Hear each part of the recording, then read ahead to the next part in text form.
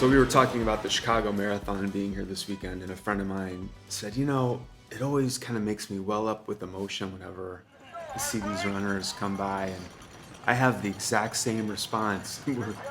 There are some obvious reasons why that is, but it really made me stop and think, why it's so moving to see that. And obviously there are a lot of cheesy metaphors around marathons. Life is a marathon, it's not a sprint. You have to put one foot in front of the next. People will joke like, yeah, sure, it's hard to run a marathon, but have you ever tried spectating one and running around the entire city to try to see your friend as many times as you can? That's pretty hard as well. I'm gonna dig into that a little bit today. And this will be the third and last in the series, kind of looking at my approach to live performance over the last year. And yes, in personal news, I did get a haircut. I know there are many people out there who've wanted to grab my man bun and cut it off with a rusty butter knife. And I finally gave that pleasure to Amy Abramite. So I'm a little more respectable. I think I lost a few pounds, actually. I don't know where I was reading this recently, but there was a guy who was talking about time in the geological sense, which is to say in hundreds of thousands or in millions of years, as opposed to how we think of time. Said there was a very good chance that in a million years, any trace of humanity having been on Earth could be wiped out. We could be like the dinosaurs. Time can erode everything that we've built. Depending on your state of mind, we're prone to think about the world from our own point of view, obviously, and to see things through our own eyes, take on more self-importance than we really have. When you look at the geological time, then you can start to think that maybe we're a little more insignificant and a little more meaningless as individuals. So, where does our meaning and our value come from? There are a few different ways to look at it, obviously. One is what you achieve in life, but even that can be kind of a tricky thing. When you read about very successful people when they're on their deathbed, like a Steve Jobs, it's often not what they've achieved in their life, but it's the people and the experiences they had and the time that they shared with other people that really has a lot of meaning to them. So when I watch these marathoners today, on the one hand, it can move you to tears when you watch an event like that. You kind of have this innate sense of everything they've been through to get themselves to this point where they can achieve this big task. But there's also the sense that that's not something you can just do on your own. Typically, you need the support of your loved ones. They usually have a coach. They have training partners, and then there's, just the organizers who are putting these events on. So it takes a ton of people to bring an event like that together. So I think the sheer force of humanity doing that is part of what makes it so moving and so cool to watch. It's like a friend of mine once kind of made fun of amateur athletes and how futile the whole thing is in terms of how seriously some people take it. I totally disagree with that. I think there's tremendous glory in the fulfilling accomplishment, whether you're one of these people out here trying to come in under 5 hours or 2 hours. It's pretty impressive. Yeah, so today is going to be the last episode of kind of walking through my performance rig in the spirit of finding your own way and creating your own methods. So most of what I'm doing is improvising and performing on the fly with the modular stuff, which I've already walked you through. But I did want to find a way to perform some existing tracks, but to perform them in more of an improvisational manner, stems, but to play them back in a way that was performative. There's a program called Orca, which is really cool, which I'm going to show you. And you can run Orca on this little box I have from Monome called Norns. Create an interface where you can play back the stems, loop things. So you're performing it, but it's something that people might recognize. It's from a track that I had recorded.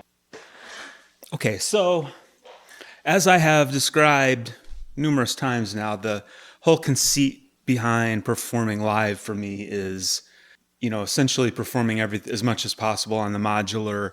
It's as improvised and live and performative as possible. But I did want a way to try to integrate some of my recorded tracks into my set. I used to have an Octatrack, and it's great for that. You can load stems in there and really play with it in a creative way. Don't have the Octatrack anymore, but I have this Norns device from Monome, and you can load different applications into it. And there's this application called Orca, which I have loaded in here. And why don't we load it in as a blank canvas. So when you first load it in, it's just this blank canvas that you see here.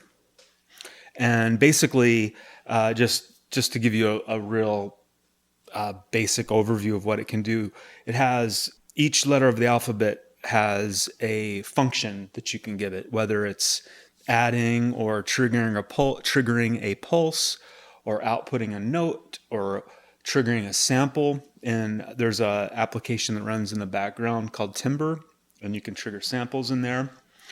You can send the pulses to different places on the grid, and you can basically build your own little environment.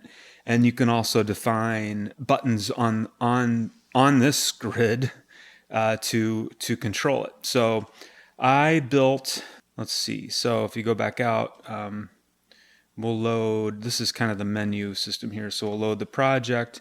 So I have a track called Crank. And the way this is laid out is let's turn this off.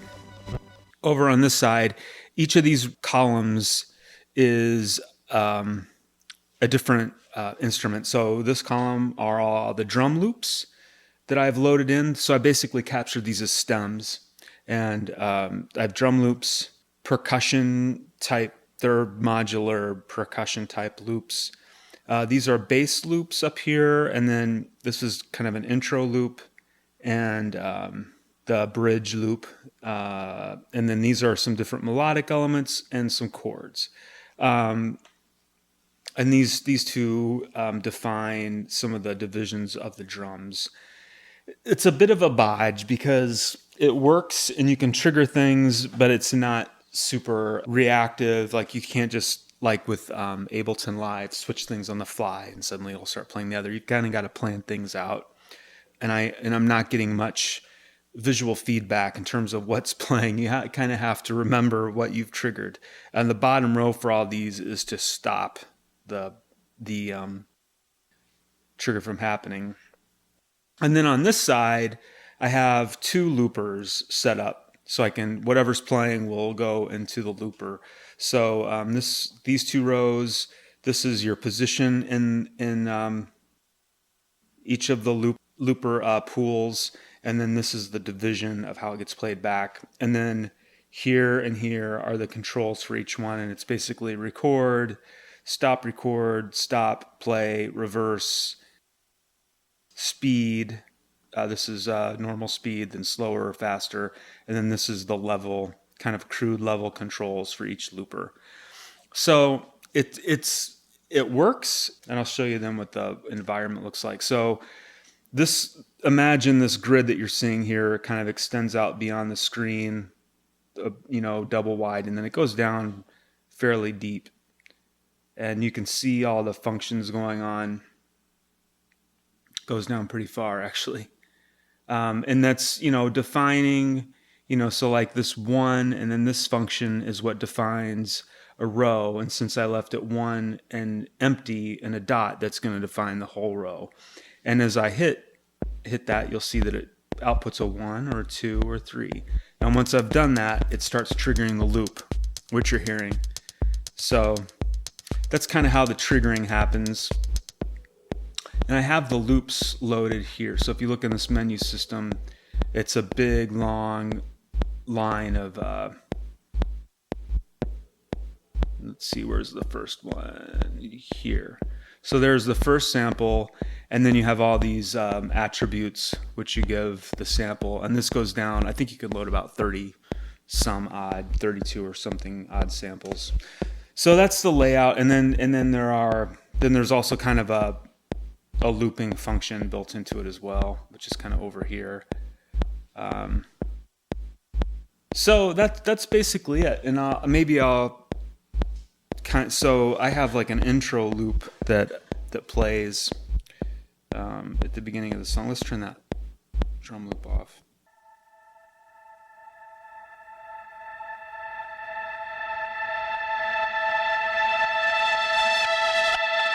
So that's kind of a intro loop that plays in the track on the recorded album, and so I have that, I can get that running.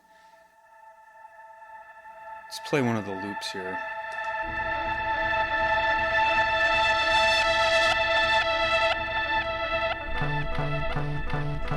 So I have some things already loaded in the first looper.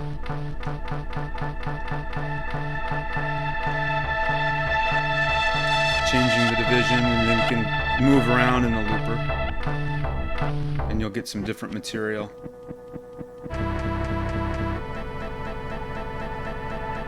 Let's get the other looper going and see what's happening in there.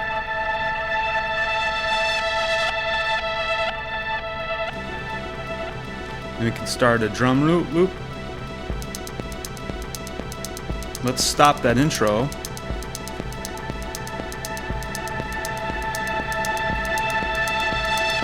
And then I can bring in one of the melodic elements. And then I can fade out the looper here. Let's just stop those.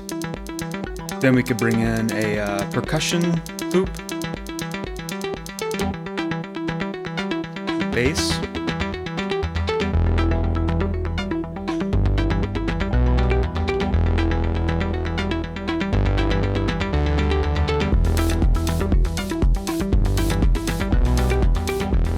so you get the idea. You just kind of have to know where things are to get it going. And then the chord progression. So it might take that a second to rotate around to come in, depending on how long the loop is. There it is. So you can see, you can kind of see in here the triggers happening.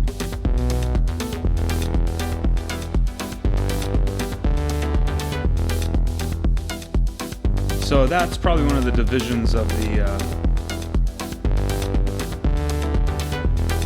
so as I change the division of this looper, you can see that trigger kind of changing here. Let's bring that in, see what happens. It's kind of the hit or miss thing with these loopers.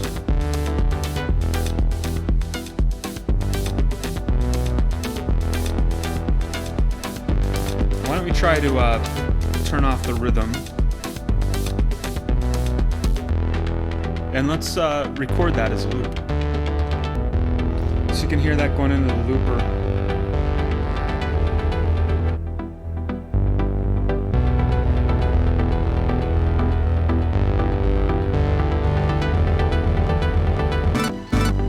That ups it an octave.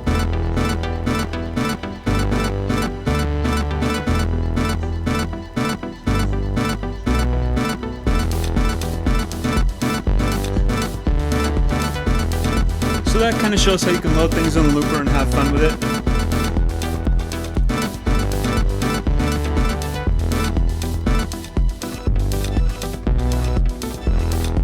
Bring in another melodic part.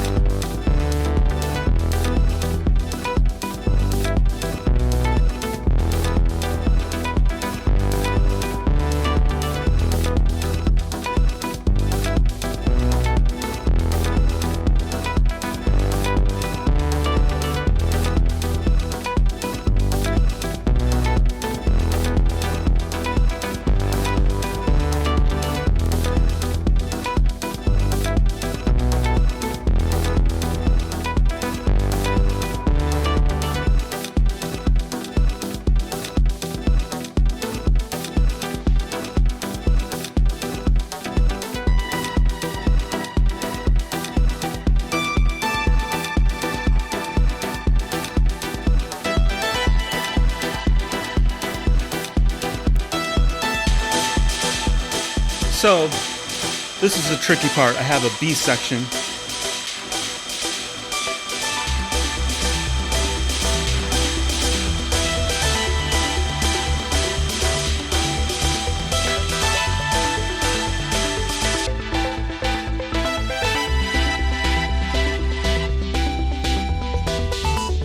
It's kind of a bodge.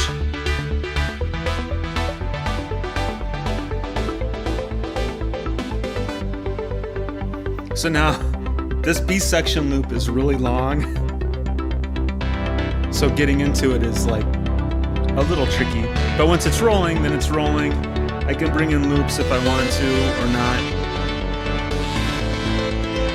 Let's see what happens if we